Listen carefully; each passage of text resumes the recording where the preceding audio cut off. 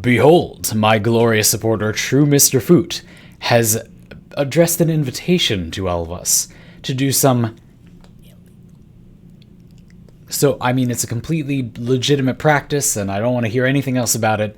Let's go down to the races. We're in the final moments of a race. True Mr.FOoT informs us that Loki, Volt, and Gauss are participating in a race of DriftFrame, and their base speeds are...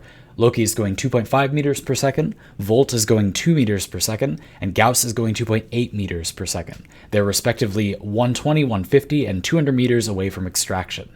They're also all out of energy, when suddenly Volt's Death Cube manages to kill an enemy with its Volt Clock, and Volt gains the ability to use his second ability once, 104.5% speed increase for 15.5 seconds, which he immediately does.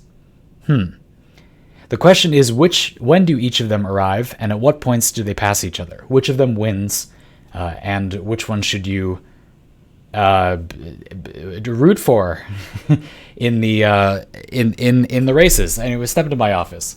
As with any DriftFrame race, you can assume no consumables, no operator, and no weird shortcuts.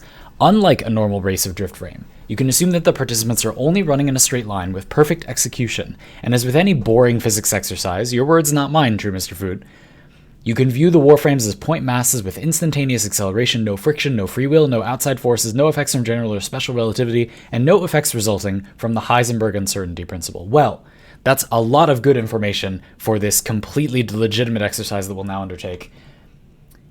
And I've got you completely covered. You came to the right guy. Let me just run some numbers for you real quick. I'll just calculate that out.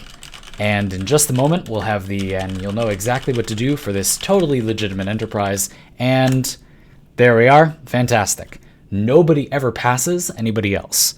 Loki reaches extraction in 1 minute. Gauss reaches extraction in 71.4285, 714, 2857, 143 seconds. And Volt first travels 63.395 meters in 15.5 seconds under speed, then takes another 28.3025 seconds to finish the race, finishing in a total of 43.8025 seconds for the victory. I got you covered. As I said, you came to the right guy. Thanks so much for partaking in my services, and I hope that you enjoy your totally legal and legitimate enterprise. There's no other assumptions in here, no siree, absolutely nothing that would change the outcome of this totally not boring physics problem that is definitely not a trick question. Anyway, you could just go to those completely legitimate entertainment service stands and place your bet.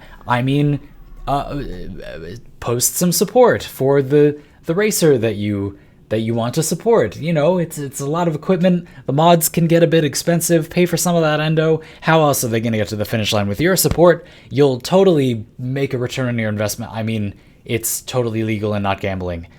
Thanks for coming to me. I know you could ask a lot of other people, but as usual, I've got you covered.